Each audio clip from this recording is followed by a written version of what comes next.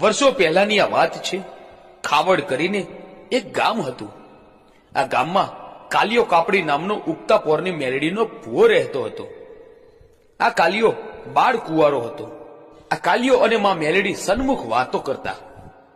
હવે ધીરે ધીરે થતા આ કાલિયા દાદાની ઉંમર 80 વર્ષની થઈ ગઈ અને મનમાં થયું કે જો મારો દેહ બળી જશે તો આ મેલડી માની સેવા પૂજા કોણ કરશે।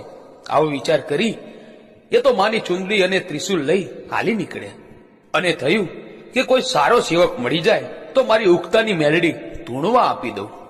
હાલતા હાલતા તેને સીમમાં માલા કારોત્રા નામનો રબારી મળ્યો જે બકરા ચરાવતો હતો। માલા કારોત્રાને માં મેલડીનો મોહ લાગ્યો। તે બોલ્યો, હે કાલિયા દાદા, મને તમારી મેલડી ધૂણવા આપો, હું જીવીશ ને ત્યાં સુધી તેમની સેવા પૂજા કરીશ। એટલે કાલિયા દાદાએ કહ્યું કે હું મારી મેલડી તને આપું